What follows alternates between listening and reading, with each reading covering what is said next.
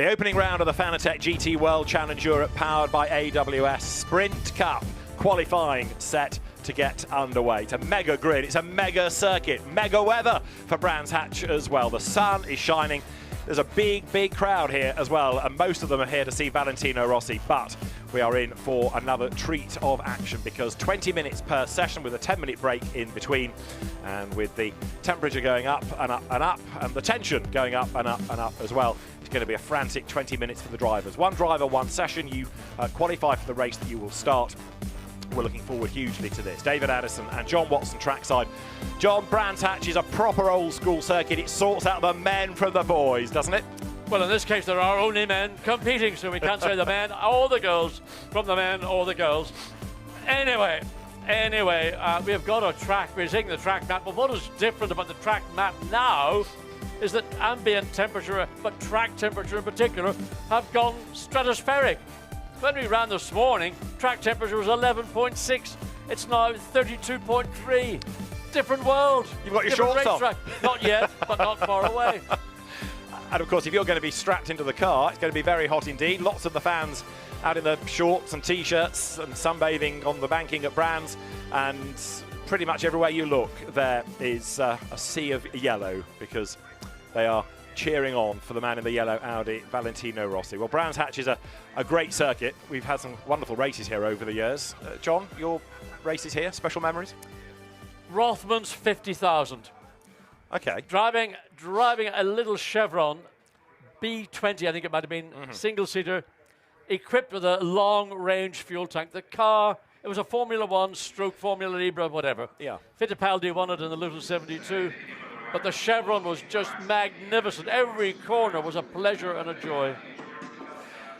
So those were the days when Brands didn't just have a Grand Prix, it had non-championship Formula 1 races, and of course Formula 5000 big at the time as well. But Brands has had some fantastic races over the years, and it remains pretty much unchanged. A little bit of tweaking has been done to the odd corner here and there, but it's the same layout that you can look at pretty much from the 90s, the 80s, the 70s. It is devoid of chicanes. I mean, how many racetracks that were built, the Grand Prix circuit was introduced mid-60s, how many circuits around the world can claim over that duration to not have a chicane? I think it's magnificent. Well, the drivers love it, even those that fell off into the gravel in the first part of the day. One of them was Valentino Rossi. Oliver Wilkinson sharing with Rob Bell in the McLaren. Now, that car's flattered to deceive a little bit over free practice and pre-qualifying. It's not shown the pace that we would have expected. However, Rob Bell was saying that they're still getting their head around what Brands Hatch feels like. Well, hang on. They were really quick here last year, but it's been resurfaced in places. Track has been resurfaced, about a third of the racetrack into Paddock Hill Bend, all the way down up through into Druids, then down Graham Hill Bend. Looks like a little bit maybe in Surtees. Then the next bit of resurfacing is in Westfield, down Dingledale, up through Sheen. Drivers were getting caught out. Now, whether it was because of the variation between the new track and the old track, not entirely sure. The other big factor, of course, is we've got a new Pirelli tyre. It was introduced a month ago at Imola for the 3-hour endurance there, and teams are still getting their head around that tyre, in particular when ambient and track temperatures are low, which was the case this morning. This afternoon, that's going to go away, and I think with something like the McLaren, it'll be a transformed car. Are we putting our money on Mercedes for pole position, certainly in Q1, because Mercedes has just looked so strong all day, or is people been keeping their powder dry to delve into the book of cliches? We got a little sneaky look at what people are capable of doing. I mean, the one constant has been the 89 Mercedes, Raffaele Marcello in particular, just been absolutely dominant every time he's in the car. You know he knows what he's doing. Challenges coming from the Audis as well, not necessarily from WRT, but Christopher Haase in the number 11, and that's the Tresor by Car Collection team. So that was a strong run by Christopher Haase, followed by in fourth place Charles Vance and Dries van Thor in the Team WRT entry.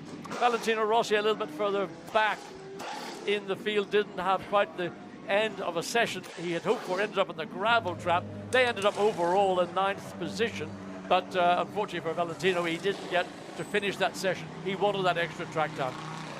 Now, to make the point, it is a 20-minute session and it is one driver. So when they have done probably their 2 runs, they will pit, there'll be a 10-minute break, and then we will have the second session underway. So the outlap now, Oliver Wilkinson in number 38, onto the circuit. You've also got Louis Machiels in 52 Ferrari, which is the Pro-Am entry. There's Adrian Delina and Giorgio Roda in the 2 dynamic Porsches, and Eddie Cheever going out first in number 93, the Sky Tempesta Mercedes, which is, on top of its gearbox woes, also had a power steering failure that's had to be sorted out as well. So talk about raining and pouring. It's all happening for Sky Tempesta, but for all the wrong reasons. Yeah, I mean, well, I mentioned in the broadcast this morning, when you buy a turnkey Mercedes, you expect to get something that's going to be bulletproof, trouble-free and whatever.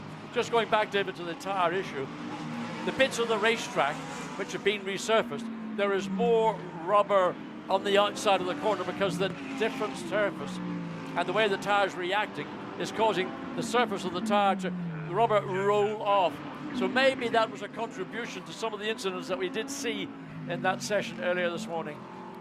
Well, Nicholas Scherl was one of the drivers that went off, and he is behind the wheel of number 99 as Ollie Wilkinson now starts a flying lap. So this is going to be the benchmark time, isn't it? Ollie is quick, but the McLaren hitherto today has not really shown what it's capable of, but potentially that's about to be unveiled. Yes, and going back to this issue of either track or ambient temperature, but in most cases track temperature, if that is enough to turn the tyre on to enable the tyre to do what it is designed to do in the operating window, that is going to transform this car. The 38 Jota McLaren will be, Oliver Wilkins is going to say, what have we done to the car?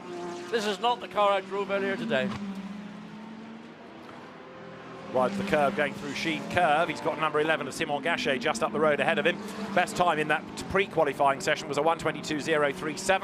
And of course here you've got the problem, the age-old problem in qualifying of Wilkinson on a quick lap, others on a not so quick. And in fact he's bailed, hasn't he? Because of the traffic ahead of him, he's backed off and he's going to go again. Yeah, that's unfortunate because well, you can see the green sector 1, purple sector 2.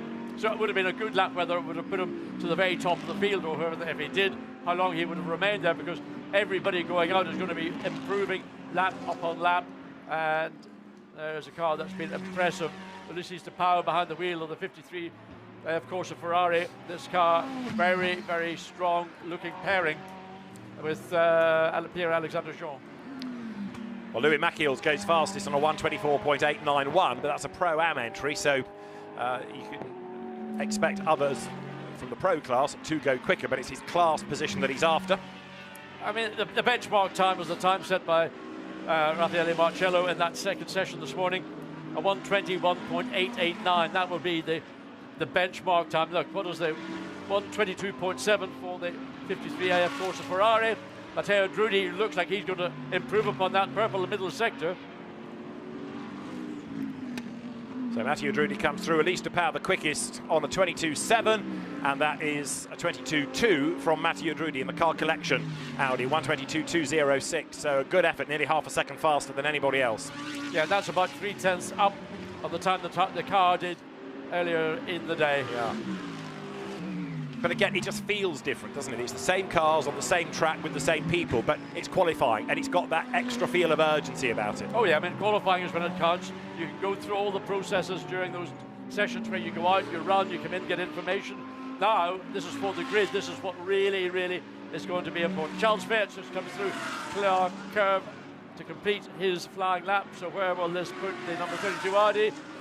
Third place. Not bad at all.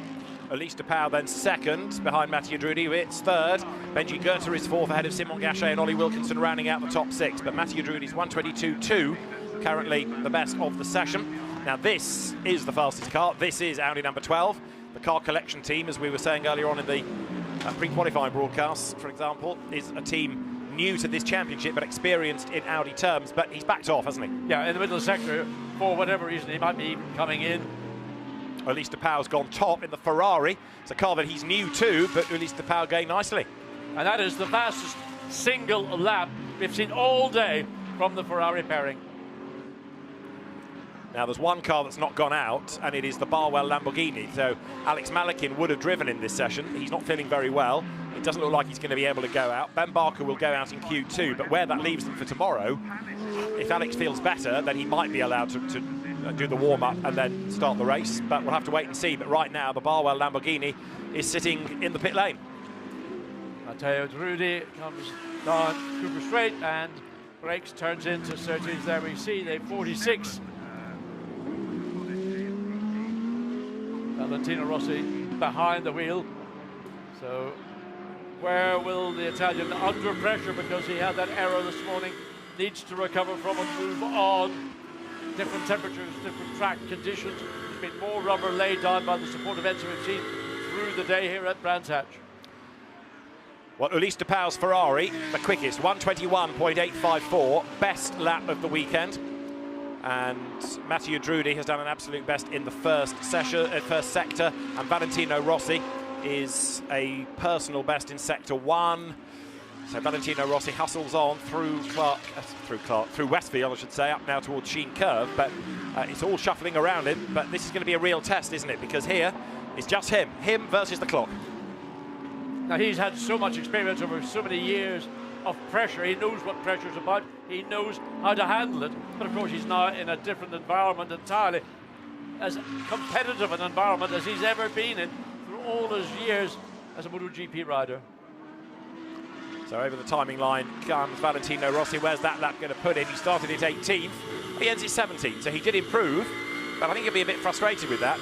Didn't find as much as he expected. Jules Gounon, though, look, absolute best sector 1, personal best sector 2. And just flirts with the exit of Sterling.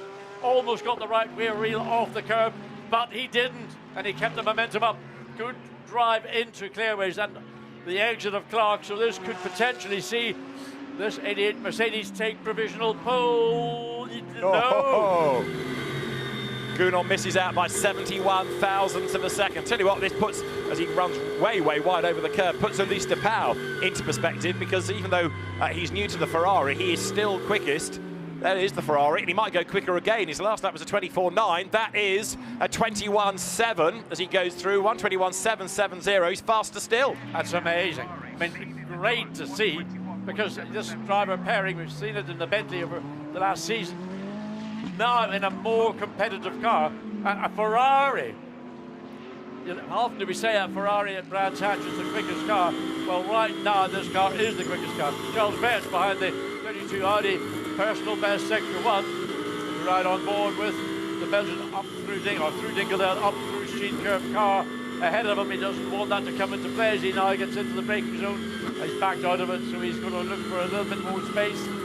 And having done all the hard yards in the first 2/3 of the circuit, he's now going to ramp it back up again, take the charge down into clearways to get a good clean run. Slow in here, Charles. Now, get on it, get on it.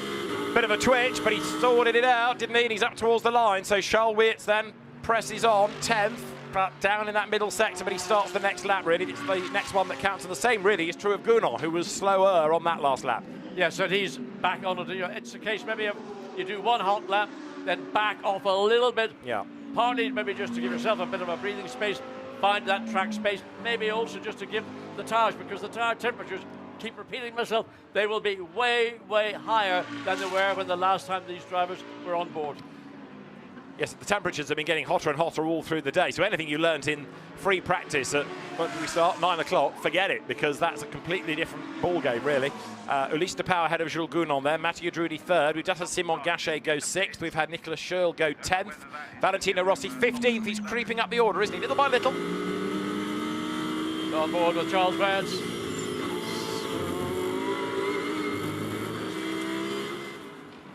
He's got the road to himself, yes, which helps. But it's not looking the most compliant of cars. He's having to work it. Oh yeah, I mean, he's not. There's nothing left. It means that he's on the edge. He's a personal best sector 1. Loses 7/10 of a second over the second sector. So that's a disappointment for Charles Vance. He's currently, I can't even see the time he's going. They're all the way down to 11th place. Yeah. And he's so in the pits. he's coming to the pits. So that's disappointment. He's got 9 minutes remaining, so he can come in. They can make a change. They can put on another set of rubber, go back out again and have another go. That's Dries van Thor, his co-driver. That's not the face of a content man, is it? He knows they've got a fight on their hands this weekend. We know also from Brands, wonderful racetrack, fantastic venue, public love it to bits, but it is a hard circuit to overtake on. And when you've got such a compacted grid as we will have for the 2 sprint races on Sunday, if your position on the grid is, let's say, out of position by your normal expectations, it's very difficult to make progress. Certainly in a 1 hour sprint, it's very hard. Well, this is the hero of the hour at the moment, Ulysse de Pauw, who is quickest by 0.155 of a second. Charles Weerts has brought 32 in, so it's a second set of Pirelli boots, and then another run, and you'll get 2 decent laps out of that second run. Key will be for everybody who's come into the pits is when they rejoin. At what point will they rejoin? Will they catch traffic at the point they're about to go onto their flying lap? Or will it be midway through that flying lap and they have to bail? It's the frustration, it's the gamble of qualifying. We saw Pierre-Alexandre Jean looking on. This is Eddie Cheever, the third, who is 19th. And he's had a pretty rotten day. The frustration was absolutely tangible in that car during pre-qualifying, but you're riding now with Eddie Cheever as he heads towards Surtees, turns left.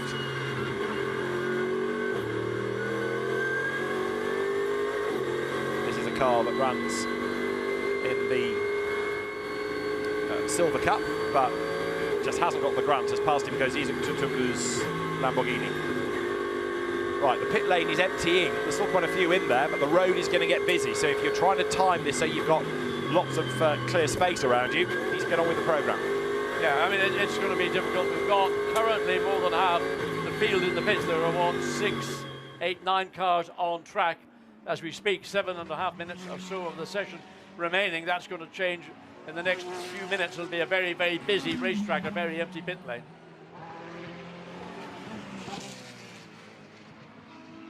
Now, this is Louis Machiels, who is a quick am. Do not expect him to be the absolute fastest, but you can expect him to be a class winner once, maybe twice, by Sunday evening. Him and Andrea Bertolini make a good partnership together, and up towards the timing line comes Louis Machiels then. He's on class pole position from Hugo Delacour and then Miguel Ramos. And as he goes across the line, Louis Machiels is 18th overall, and that lap was a 1:23.370, his personal best of the session. Yes, and the personal best came in that last sector by quite a significant amount of time. Now, if he could put together sectors 1 and 2 at the same margin, that car would be midfield. Comes then down towards Graham Hill Bend. This element of qualifying has got just under 7 minutes to go, as you can see, as Machiels runs it out wide. That is Hugo Delacour's Ferrari just up the road ahead. That's going to have to be negotiated shortly. Right, the number of cars in the pit lane is certainly fewer than it was a couple of minutes ago, which means the circuit's getting busier, which means that now the wick is turned up once again because people are out for their last shot at trying to get as close to the front of the grid as they can. It matters more now, given, as John has said, that it's hard to overtake around here. It's not the widest of circuits.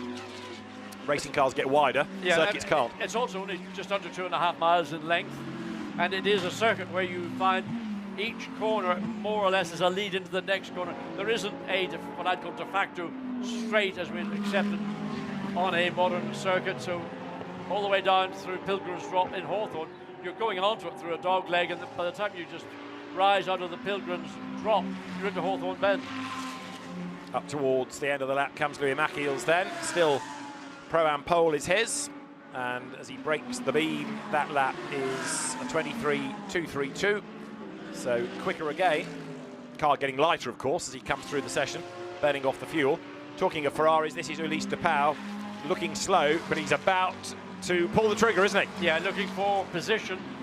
He didn't want to overrun those cars directly ahead, so maybe a little bit, I would say, conservative entering into clearways, but we will see just how good this lap is from the Ferrari driver when they come up to the sector, end of sector 1, which will not be a long way round. It'll be just on the exit of Graham Hill Bend. Matthew Drudy, absolute best sector 1. Absolutely on the edge there, wasn't he? Nothing left. That was flirting. Westfield Bend, look at him through Sheen. He just launched the car in, and the back end stood up. It didn't break away. And that was key for Drudy. It was, but Ulysse de Pauw has gone even faster in the first sector. So that purple sector has gone green. Look at de Pauw, because he's quicker than anybody in sector 1. Drudy lost time in the second sector anyway. The time he's got to beat his own best lap is a 21.9. Is he going to do it? No, he's not. Matthew Drudy does a 1:23, so he stays third. Ulysse de Pauw, absolute best sector 1. Here he is, John. Sector 2 coming up just on the exit of Sheen. So out of it he comes, good, clean exit. Sector 2, is it purple or green? No. So it's a net time at this point. So he's got it all to do now to consolidate his provisional pole position. Right, Ulysse de Pauw raced here in Formula 3. He was a winner in the British Formula 3 Championship in the MSV monobrand days. Comes up towards the timing line. He's already got pole on a 21.7. He breaks the beam. It's a 21.4. Fantastic lap. Last sector brought him back into the game. Pauw from de Pauw. Look at that. Pierre-Alexandre Jean is delighted. We've got just under 4 minutes to go. Boom. What a time. And just behind him, Jules Gounon in the 88 Mercedes recorded another great time, but is a tenth and a bit down on the Ferrari, but that puts the 88 Mercedes, into provisional front row of the grid with an Audi, and then the 89 car, Timo Boguslawski. Great job by the young Russian driver to get that up onto 4th position. Jules Gounon misses out on pole by 34 thousandths of a second. How close do you want this? Fantastic stuff. Where does the magic second take us to? It covers the top 12. No, it doesn't. Make that the top 13. Ethan Simeoni has just got himself in on the act as well. Eddie Cheever 9th. Wow. So where did that come from? That's more like it, isn't it? Well, Eddie Cheever's dug deep. The team have done a good job to turn the car around, but with the lack of running and kicking up the dust as he comes out, that was Jules Gounon coming out of 30s. The team have done a good job to turn that car around, but Eddie Cheever, the third, has done an even greater job to drag it up into he's now in 10th position. Dropping down to 11th. So the time just changing literally as the cars come across the line. Aurelien Panis in 5th place in the Audi, Magnus 6th in the Audi. As we've got a block of Audis from 5th all the way through to 9th. Yeah. The fact that people are staying out to the very, very end suggests that they are still pushing. No one has bailed yet and come into the pit lane, even though we've got 2.5 minutes on the clock. Charles Wirtz goes 5th, 1:22.274. Jean-Baptiste Simonau's up to 14th, and even though Wirtz has just improved, he's not backing off. He could be on for another good lap out of this, whereas Gounon has had a slow one. Is he pitting? He's not. He's staying out. This could be Jules' last chance. I feel sorry for Ulysse de Pauw. He's a bit of a Billy No-Mates. He's the only Ferrari in the top 18. Yeah. And he's going to be mugged by Audis and Mercedes. So up towards Druids goes Jules Gounon. And there's a yellow flag at the end of Cooper Straight. So somebody has had a drama at Surtees, and this is what's happened. It's an Audi that's gone around. It's 26. It's the Gilles Magnus car that's in the gravel. He's got going, I understand, but the car is... No, we've still got a yellow flag, and my fear would be that that's a red if it's stuck in the gravel, but there's not now a lap time really left in the session. No, it's irrelevant. If there's no red flag, it doesn't matter. If there is a red flag, likewise, it's not going to matter. So that was, again, just Gilles Magnus just pushing very hard, losing it midway through Surtees. Red flag, John. Yep, the red. I can see a red light flashing, so the session's being stopped. There it is. Yeah. And I can't imagine it's going to be restarted. I know there's a minute, but it is irrelevant. Irrelevant.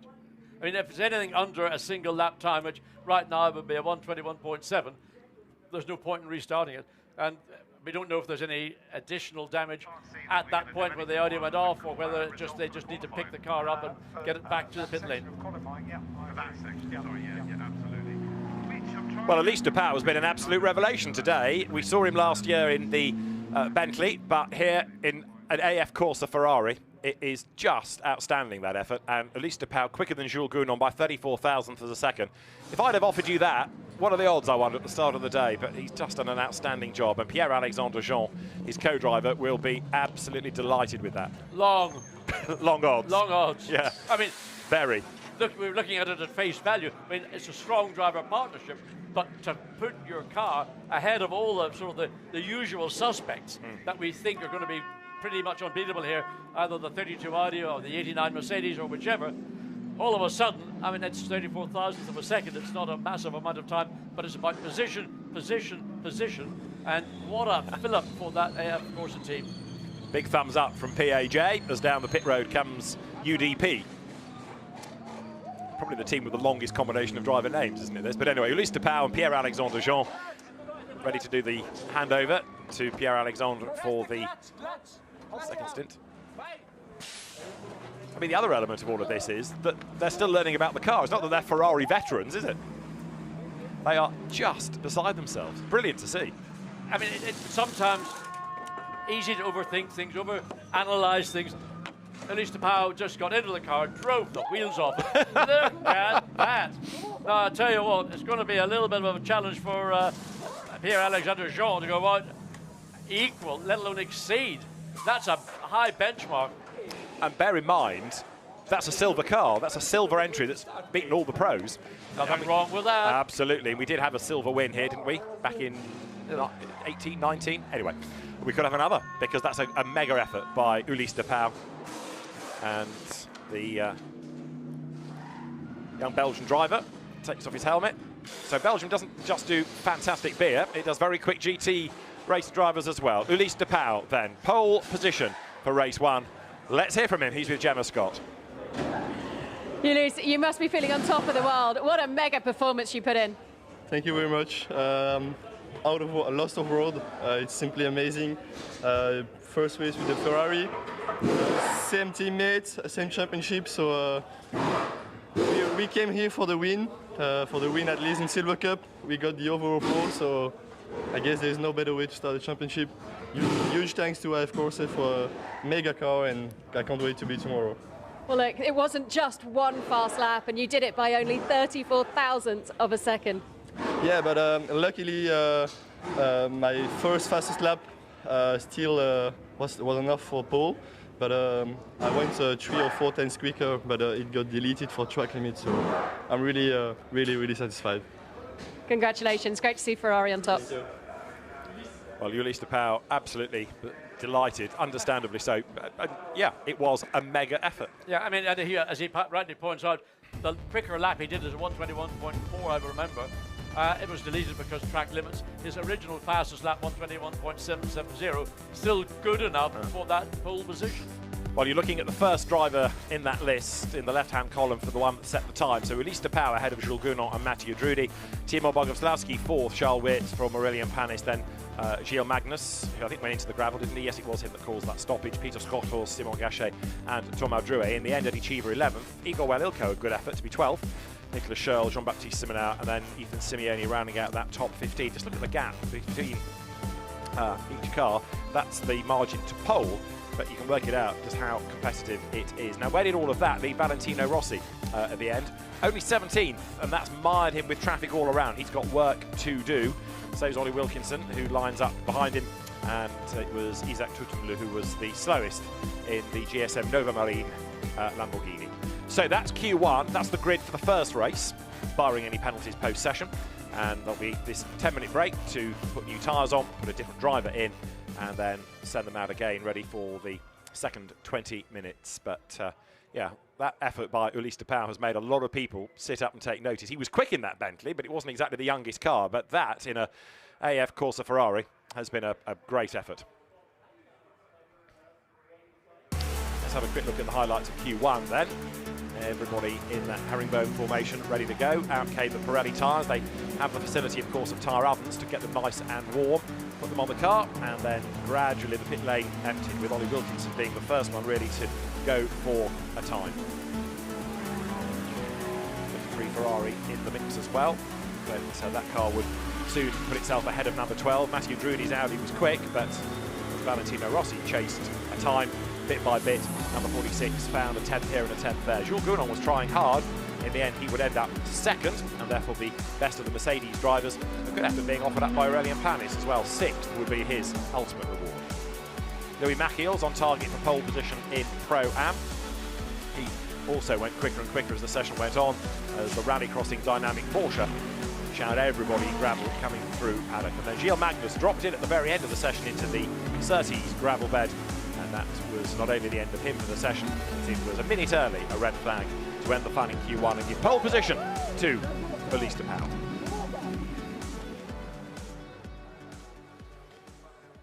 So we're ready to go for the second element of qualifying. Different driver, but still the same story. Pressure, pressure, pressure. Excitement, excitement, excitement. I love these 20-minute sessions because it is all about, forget about what we did this morning.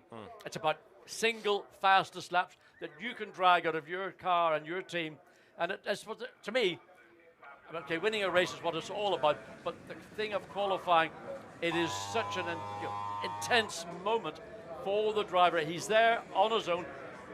he can almost just delete what the team are telling him. His focus has got to be totally on what he is putting in through the inputs, the brake pedal, the throttle pedal, the steering wheel. Don't have a manual gear change or clutch or any of those old-fashioned bits and pieces.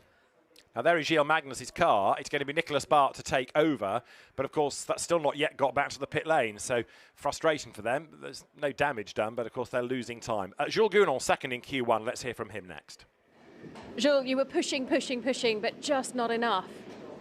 No, yeah, I think I made a small mistake in turn 2 in my lap, so I can only blame myself. But it's not nice when you end up shy of 34 thousandths. But look, I take it full on me because in T2 I had a bit of knockoff after going 1 into T1 and I just went straight. So car feels good. Now it's Q2, so I hope Jim can pull a good show there, and we are there for the championship. So if we keep starting on the front row the whole way through the championship, we'll be good at the end. So yeah, fair play to Ulysse. I really like him as a young guy. He's very nice, so I'm happy for him also. Thank you very much. And obviously the weekend is still a long way to go. Yeah, and hopefully tomorrow we can try something at the start and then see what happens. We have the best guys for the crew, for the pit stop. We have a super team, super teammates. So looking forward for the fight. Thank you very much, Jules. Thank you.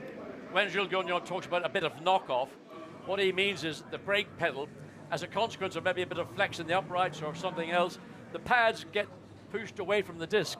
So when you put your foot in the pedal, you suddenly get a very long pedal, while the pads then come back into contact as the fluid in the caliper has been displaced. It's a very unpleasant thing to have. Yeah. It makes you really spooked by when it happens, because you then know that the next time you're going to have a big brake, you want to put your foot across and just dab the brake pedal to make sure that there is a firm pedal for it. So it is unsettling. He had to deal with it, and maybe made a small contribution to his ultimate lap time. So there you go. That's what knockoff is. Nothing to do with fake Rolexes. Into the pits has come 26, pulled out of the gravel. And now they've got to try and sort that, clean it, and get it out into the next session. We're not going to wait for them. They're going to have to join late. So the fast lane is open, and we are moments away from getting Q2 underway. Alex Arca, who's another very personable young driver. It's his father, Arkin Arca, occasional racer himself, who runs the Attempto team. And Alex Arca is installed behind the wheel of the Audi R8. Attempto made a name for itself, really, in Carrera Cup Germany and Super Cup. Came into what was then the Endurance Series, Endurance Series, with a variety of brands, but it's really with Audi that it's had the most success. It's tried a few, but it's with Audi that the team has started winning.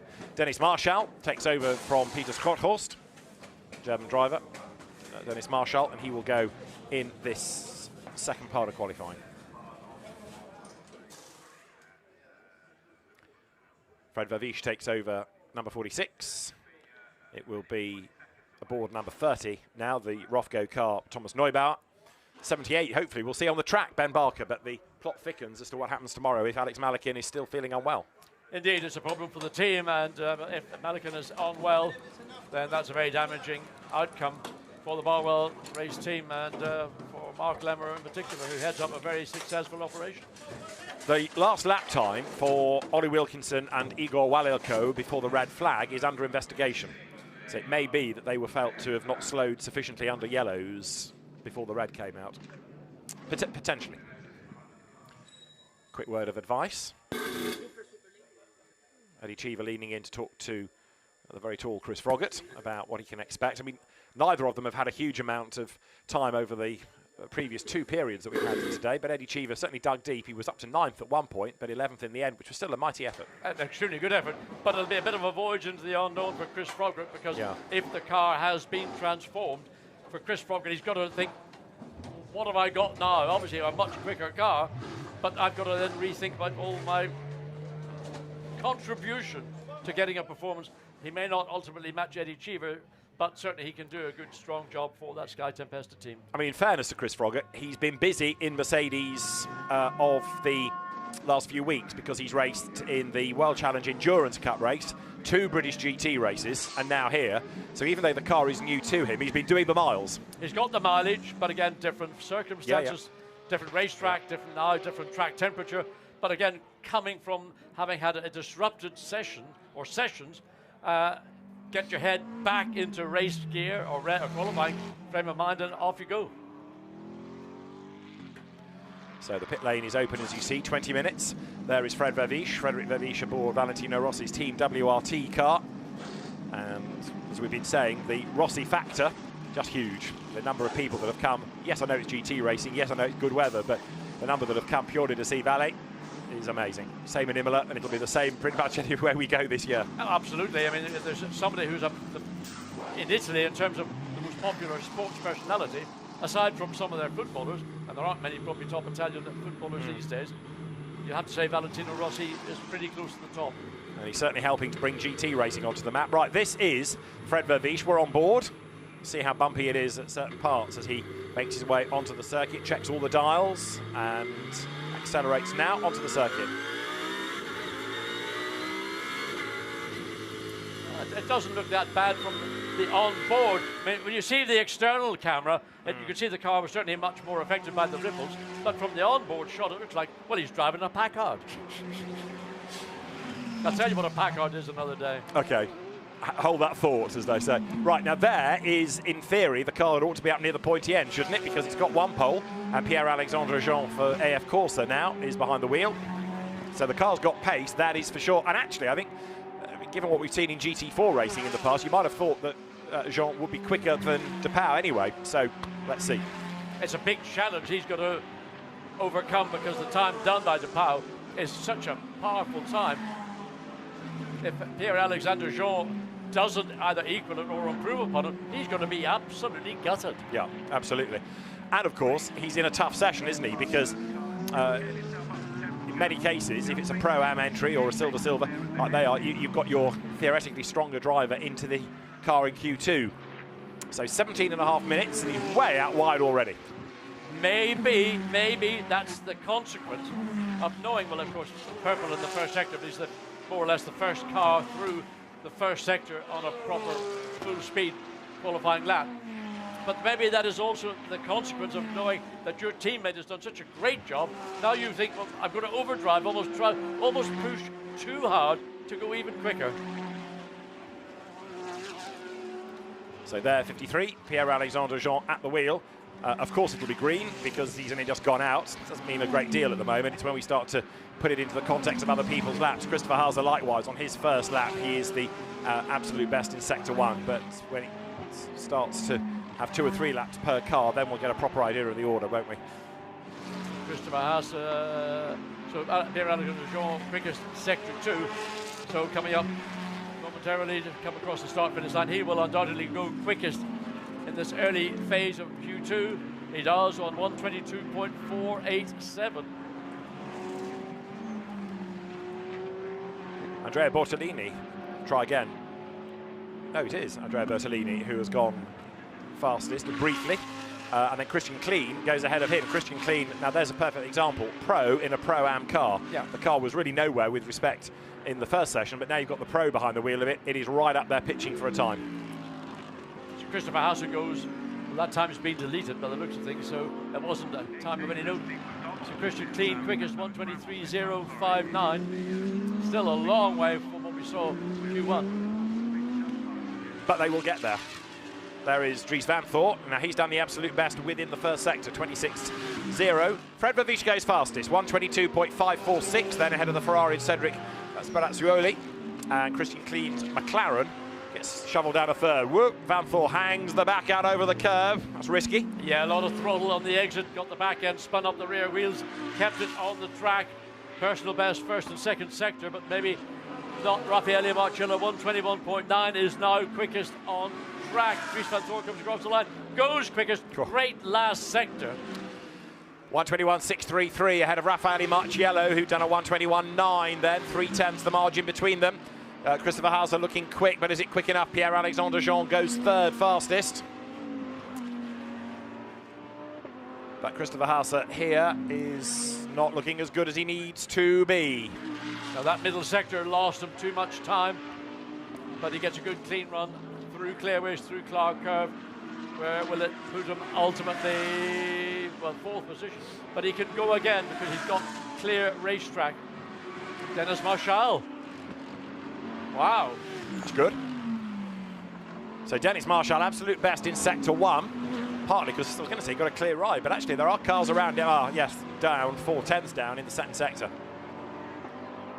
So traffic in exactly the wrong place when he didn't need it. Dries van Voor now quickest in 32 Audi, 1:21.633, 0.3 of a second ahead of Raffaele Marcello in the 89 Mercedes. And Dennis Marshall goes up to 7th, so there was an improvement, but the traffic in the middle sector did him no favours. So that's the Attempto Audi that runs a little wide coming out of paddock, now makes that run up the hill. And Miguel Ramos in 188 McLaren, which was a bit slow at the start, has come back into the pit lane. So the Garage 59 entry in strife is there, also using all of the road and then a bit more is in 66, Dennis Marshall. There's 89, Raffaele Marciello. Now let's see what he can do in the first sector here, John. He's about to break the beam on Cooper Straight. This will give us an idea as to whether this is one of his absolute demon laps or not. Purple! That's what he needs. No. And he gets green. Well, lovely disappointing. He'll have that information. Well, in the cockpit, he'll know precisely yeah, where he is, so he knows that he's got 2 more sectors. He's got a small volume of traffic ahead, but he's only 200ths down in that first sector, so he could, if he's brave and if traffic permits, make it up, but it's the traffic that's the worry. yes, it is the Porsche, whether it'll move aside going down through Dingledale up into Sheen. Otherwise, it's going to compromise Raffaele Marcello's chances in both the second and final sector of this flying lap. You can see it runs right to the very edge of the exit of Sheen, and he's lost fractions of time looking forward, trying to assess where am I going to catch the Porsche, where can I avoid losing my own momentum. So through he comes, and Christopher Haser has done the absolute best in sector 1. We'll come to him in a moment, because first of all, Lello comes up towards the line, and he does a 1:21.901. So it's better, but it keeps him 3rd fastest. Now, number 11 Audi, there it is, Christopher Haser, absolute best sector 1. Not anymore, because somebody's gone quicker, and the one that's gone quicker is Jim Pla. So we'll get Haser over the line, then we'll go and have a hunt for number 88 Mercedes. And again, it's the middle sector where people are losing time. Don't know why, but it's consistent amongst the field. So Jim Pla in the 88 Mercedes. Oh, he's picked up some damage, hasn't Yes, he? he has. The right front, there's something. It's a bit of the hoarding. It's one of the sponsor hoardings, I think. He's clipped, and it's stuck itself to the front of the car. Well, that will not help the car. But in the meantime, Jim Pla, fastest sector 1 by just over 1/10 of a second, comes up into the final sector, personal best, but maybe, again, it's a net position. But he's got a clear run now down into clearways, so he can recover all that time. Could put the 88 Mercedes on a provisional pull, but backs out of it. Yeah, I think he might have had a moment at Sheen. When he came into shot, there was dust settling. He was a little bit wide at Sterling's. And if you look at the left-hand side of the car, it's a bit grimy. And he's backed out of it, as you rightly say. He is, therefore, still 6th. Now, let's have a look at who is taking liberties and where. I think Sheen Curve is one of the places, but this is coming out of Surtees. Wow, right, that's how Christopher Haser demolished the, or certainly attacked the marker on the outside. This was paddock. That's one of the Mercedes rallycrossing. Is that Marciello, maybe? I think it was Marcello. I think it is. This is the 89. How Whoa, close whoa, does he get? whoa. Whoa. Well, Raffaele, Oh, I mean, I know you love to thrill. Oh. I mean, I think that one you can put back in the box and take home with you. That was a proper Code Brown moment. That was just millimetres away from being a red flag, because that would have been a sizable thump, couldn't it? That was. I was big. That was going to be massive if it happened. Now look at Ben Barker. He was an absolute star in pre-qualifying. Let's see where this is. He is 13th, and he's going to go quicker. 2 greens, 2 personal bests. Ben Barker goes up to 11th in the Barwell Lamborghini. Remember, he's not raced Lamborghinis up until this year, the Australian Formula 3 champion, but he's very much a Porsche man. Where is Pierre-Alexandre Jean, I may ask, in the Ferrari that dominated Q1, down in 6th place. Oh. There's work to do then. So Pierre-Alexandre Jean, 5th ahead of Jim Pla. Raffaele Marciello here, getting his heart rate back to normal. We've got half the session to go. But every car looks like it's gone rallycrossing, and probably has, given how far to the absolute limit they are pushing. Well, certainly Raffaele Marciello went to the limit, and if he'd clipped the barrier as he was trying to get back on track, it would have wiped out the entire left front of the Mercedes, and would have been a heavy shunt. Remember, it's a left-hand drive car, so the tall Raffaele Marciello would have been, as you point out often, David, squeezing his buttocks. I don't think I'll say it quite like that. Incidentally, no buttocks were hurt in the making of that sentence. Raffaele Marciello then brings it into the pit lane. He'll definitely need new tyres now before they send him out again, won't he? Yes. So heart rate back to normal. And he will have another stab at getting that car onto pole. Now, where does our magic second take us to this time? Top 15, not bad. Let's have a look at the car. I can't believe there's no damage on that. I mean, of course, you've got a long lens camera, so it tends to foreshorten everything. True. So, I mean, the only potential damage is around the splitter. Remember, the bodywork, the front of the car did get a lot of hammering and bouncing. So let's look again and watch what happens. He struggles to get the car out of the gravel. Then it hits the bang, up, down. Now, the splitter looks to be all right, but they need to look around it. Is there a small amount of cracking and damage? But look inside the rims, full of gravel. So they're going to change wheels and tires anyway. We like old school circuits with limited runoff and gravel beds. Look, there's been a right old nibble at the outer edge of that, on down the side as well. So maybe there may have been the faintest of contact as he came back on track. We didn't see anything, but that literally is the finest of contact. And if there was a bit of contact, there's the potential not only for bodywork damage, but also the geometry of the car, which is harder to trace in some respects, and that'll need to be sorted now. We've got, as you can see, just under 8 minutes on the clock. You've got this wave of pit stops as people come in for another set of boots. And also for Henry the Hoover in the case of Raffaele Marciello. There is Fred Verviche ready to go back out, 8th fastest. New Pirellis go on the Team WRT car there. Just over his shoulder, ready to go back out is Christopher Mies of 33. He's 7th. And Christopher Hauser is still 2nd for car collection, but there for WRT, Dries Van Voor, who is the fastest by 0.258 of a second. So Fred Verviche loaded with rubber and all set to go. Well, clearly, like everybody, be looking for that all-important clear track position. Goes out behind 32. That's not 32. Goes out. Yeah, 33, not 32. Can't read. So there is the car that dominated Q1. Currently in 6th position. Well, Pierre-Alexandre Jean trying to get the warmth in the tyres. 5th position. Yeah, 5th. So he's, what, 3/10 away from pole. He's only 6,000ths away from 4th. So here he comes. He was warming up the Pirellis. Pulls the trigger. He's still trying to warm the rubber up, still getting the pressures up, but away he goes. Headlights on. So he means business here. Yes, and he's got 6 minutes and a little bit more to replicate the time done by Ulysses Tahau. Needs to basically, well, he's backed out of it, I think. Yes, he has. He's still wandering around trying to get temperature into that new set of product. Yeah. But Patrick Niederhauser has done an absolute best for Santalok out in number 25 in Sector 1. So Patrick Niederhauser, who we know is very quick, but he doesn't seem to get quite the recognition he deserves, is getting it right now, because there he is. He's the fastest in the first sector. By a significant margin, a quarter of a second. So that's a good first sector for Patrick Niederhauser, now coming up to the conclusion of Sector 2, and he's blowing it. Patrick. I mean, it's... Sheen curve is one of those really difficult curves.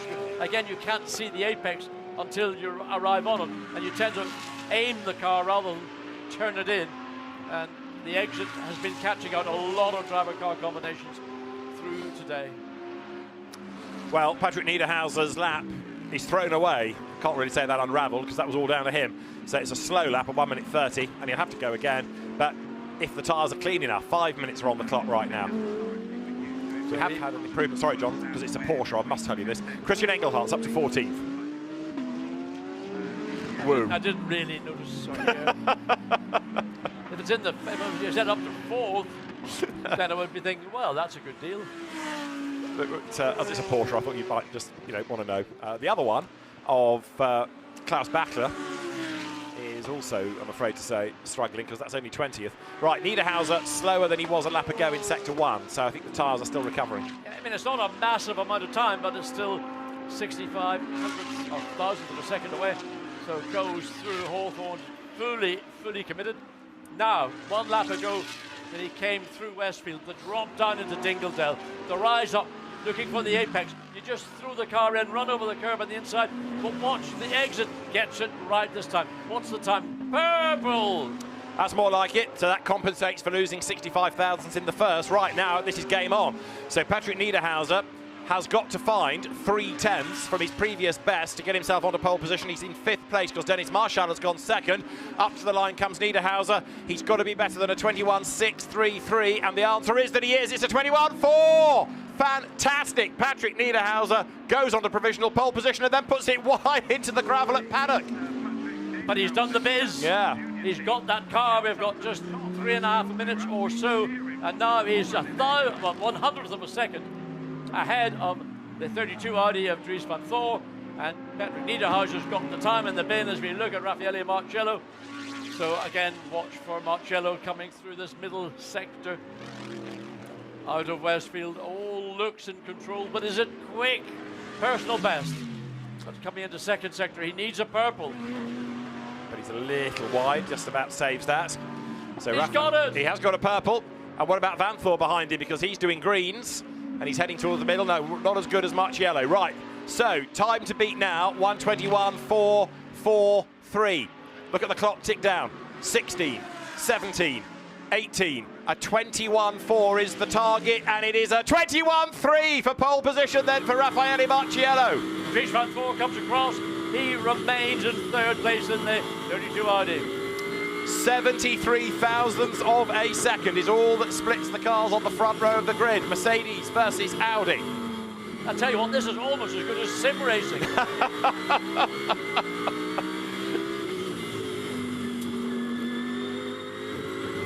Dries van Thor not giving up. He's got 1, possibly 2 last shots at this. Ben Barker's into the top 10 and hasn't given up either in the Barwell Lambo. The Lamborghini comes up towards the line now. This is going to be another improvement. 10th at the start of the lap. Where do we get him to as he breaks the beam? 6th! Fantastic stuff. Well done, Ben. That was a lap and a half. Yeah, 3 personal bests. Great job. Now, where's the Ferrari? It's down to 7th. And Pierre-Alexandre Jean seemed to have a bit of an issue there, slowing it and turning it in. So Marciello is the quickest, 1:21.370.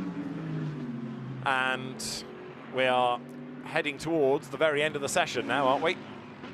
With just over a lap time left. Yeah.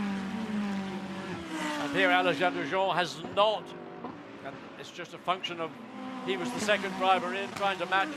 And then, oh dear me, is that? That's Dennis Marshall. Yeah, I'm just trying to see which corner it is. It's Hawthorne's, and that's going to be a red, I would have thought. That's going to be the end of the session because there's less than a lap in it now. And I would imagine Alain Adon will say, okay, that's it. I've been there, I've done that. Have you? But I actually did it even better. I went over the other end of the barrier. Oh, red flag. Yeah, and the session will be finished as well. Yeah. Wow, Raffaele Marciello is the fastest.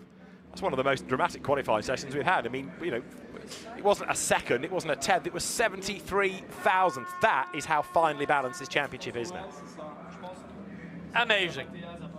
And that's why the fans love it. That's why they're here. That's why people watch around the world, because we see different brands week in, week out competing, not one brand dominating for an entire year or a number of years.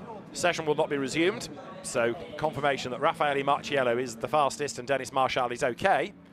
Let's just have a quick look at what we can see as to how he went off. Comes backwards into view. He lost it before he even got to the apex. Yeah. So maybe just a little bit too late in the brakes, just the weight transfer and turning the wheel at the same time. The old thing you never did in the VW Beetle is brake, turn off the throttle, and maybe that's what happened to Dennis Marshall. Anyway, the barriers, those bales, I'm not sure if those are Tech Pro barriers or not, but they do a great job in dissipating all the energy. So there's the car that is the fastest, Raffaele Marciello, 73 thousandths of a second. And we'll hear, no doubt, from Lello in a few moments' time once he's clambered free of the car. The other one in strife that we never really got a time out of was Miguel Ramos. The car did go out, was slow, and then headed back into the pit lane. Let's just run through the order then. So Raffaele Marciello is the fastest at the end of that session, just ahead of Patrick Niederhauser with the great recovery really. Dries Danforth third ahead of Christopher Hauser and then Jim Pla. Ben Barker sixth from Pierre-Alexandre Jean. Dennis Marshall off the road but eighth. Christopher Mies 9th and Luca Giotto 10th. Fred Vervisch only 11th ahead of Casper Stevenson. Christian Klein 13th ahead of Andrea Bertolini and Cedric Sparaccioli 15th in his Ferrari. 16th is where you find Thomas Neubauer's Audi, quite a long way back for that car, and the same is true of the next one, the Porsche and Christian Engelhardt, and the next Rob Bell's McLaren, and the next Alex Arca's Audi, all of which have got work to do. So is 22nd Klaus Bachler, just ahead of Chris Frog. Manuel Maldonado is only 24th ahead of Gerhard Ferraza, and Dean McDonald and Miguel Ramos' car never really got a lap time in, I'm afraid, with its problems at the start of that session. So, session ended slightly early, but Raffaele Marciello is the man of the moment. 1 minute 21.3 the time. So it is Raffaele Marciello on pole for race 2. Raffaele, that was quite some charge and a very dramatic qualifying session. Yeah, it was not relaxing as I wanted maybe, but I mean it's okay at the end. It was matter at the end to be on pole. For sure, I was quite lucky in the first tires, and I was really close to touch the wall. I mean, I touched it slightly. Did you actually touch the wall? Yeah, there is some brushes like in the rear, but it was okay. I was in the rear, not in the front. So then, I mean, it was still okay because we were P3, but I knew it. The car was for like good for beyond pole, so I wanted to get the pole, and yeah, we did it. So I'm happy. Well, you can smile about it too. Well done. Thank you. Yeah, that's a smile of relief, I think, as much as delight, but it is pole position, however it's dressed, for Raffaele Marciello, and a very, very good job done by the Italian, who will start on pole for the second race tomorrow. There you can see the car that needs to be removed from harm's way, Dennis Marshall, but the good news is that he is okay, and hopefully there's not too much damage. Those Tech Pro barriers doing their job and keeping the car from hitting anything rather more bruising or damaging to the Audi. So the cars making their way back into the pit lane. Of course, get their 2 races tomorrow, and 2 very dramatic races indeed we're looking forward to on the back of the qualifying session from today. So a little bit of TLC for Raffaele Marciello's car, and he will start that second race from pole, but Ulysse de Pauw still absolutely mighty for the top time in the first session. Let's not forget that, because that was quite some effort to go top of the times a little while ago. So as the cars are given back to the teams, Raffaele Marciello, and in fairness, Patrick Niederhauser, both of them having had their moments in that, John, just illustrating again how close to the edge they all are.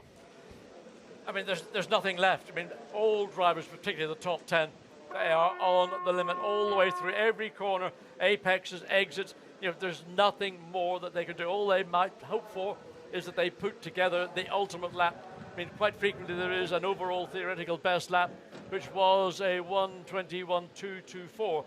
Raffaele Marciello's lap was a 10th down on that. So if you can put all the best sectors of all 26 drivers together and get that 1:21.224, then you'll be feeling happy indeed. Let's hear from Ben Barker, because he's been pretty mighty all day, and he's got the car 6th fastest. Tomorrow is a bit of an unknown. Ben Barker's with Gemma. Ben, that was quite an impressive performance. We kept seeing you jump, jump, jump, and really good time in the end there. Yeah, it was not too bad. I felt like it was kind of my maximum. Maybe could have squeezed a 10th out of it, but it was going to be tough. So first set of tyres were a bit average from my side, and then I knew there was time in it for the second set. I just needed to deliver it. So yeah, it's good fun to be back here, you know, at speed on a good tyre and a good car, because it's really quick. It's good. But equally a little bit frustrating this weekend? Yeah. So my teammate, unfortunately, is sick, so we look unlikely to race tomorrow, but you never know, so we're keeping options open. But the main thing is that he's okay and he'll get better. Thank you very much. Cheers. So Ben Barker, 6th fastest, Raffaele Marciello fastest. Let's have a look, John, at his fastest lap. Talk us around this. Okay, on to start, finish straight. Hugs the middle of the racetrack, climbs up on the left, then launches it in to Paddock Bend. Doesn't take too much, tries to avoid hitting the curb, but runs wide on the exit. but this time keeps the four wheels on the track, not on the gravel bed. Up into Druids, gets the car in nice in the nose of the Mercedes, hugs all the way around the curve, then the drop down into Graham Hill Bend. Again, get the nose in, just clip the curve, don't overrun on has to check the throttle a little bit. So now on to Cooper Straight and the run down into Surtees. Again, late apex. So everything right now looks, I would say, pretty metronomic. Got a car ahead, he's concerned. I will need to get past that car now before I get down into pit. Drop, then the climb up into Hawthorns. Listen. And the further he gets through the corner, the harder he's on the throttle. Good exit out of Hawthorns. A lot of curb on the inside in Westfield, and hops, skips and jumps just to the very edge of the corner. Now Dingledell, the compression, up the hill into Sheen Curve, and this time gets a good clean exit out of Sheen Curve. Final big break corner before you come down into Clearways, and makes it look seamless. Now the sprint down into Clearways. Love this corner. Get the nose in. Now let the car float all the way out to the outside, then gradually bring it back. Don't put any side load, side slip. Good exit. Raffaele Marcello comes across the line. 1:21.370. And that was the lap that did it. So pole position for Raffaele Marcello. And let's have a quick look then at not only seeing that we've reflected on his lap, but one or two others. The best bits of Q2. It all began with the cars in the pit lane. New sets of tyres going onto the cars. Pit lane was green at the end of the lane, so everybody ventured out onto the road with, of course, the second drivers being given perhaps a little data from their co-drivers that had already been in the car, just a word about what the track or what the car might have felt like. And amongst those pressing on was aboard number 12, Luca Giotto, and Fred Verviche in number 46, the so-called Rossi Audi. 88 was given over to Jim Clark. He would put the car fifth by the end, with Patrick Niederhauser really looking very racy indeed in number 25 Audi. 52, Louis Machiels was on for pole in Q1. Andrea Bertolini not quite able to do it in the second. And we had rally crossing Porsches. In fact, I think some of these shots from Q1, in fairness, not just Q2, because this is the car that lost it at the end and brought out the red flag in Q1, Gio Magnus. And it was this car that was fastest in the first element of qualifying, three Pierre-Alexandre Jean and Ulysse Depau doing the time. So that was Q1, this was Q2, and the cars all lined up, ready to go, with Eddie Cheever wishing Chris Froggatt well. In the end, it was 23rd for the Sky Tempesta Mercedes, and Raffaele Marciello, Patrick Niederhauser, Dries Van Voort, they all took their turns at the top of the times, but when it counted, it was the Mercedes that was the quickest. Fred Verviche in Audi number 46, getting that car to 11th. Pierre-Alexandre Jean tried hard, but was only 7th in the race 1 pole-winning Ferrari. Dries Van Voort was quickest until the second run, effectively, and then he dropped to 3rd. Raffaele Marciello did a little bit of damage in this wild old ride at Paddock Hill Bend, but even so, he was on for pole position as Christopher Harder had a go at the AWS sponsor boardings, and Hauser brought the Audi towards 4th at the end of the session.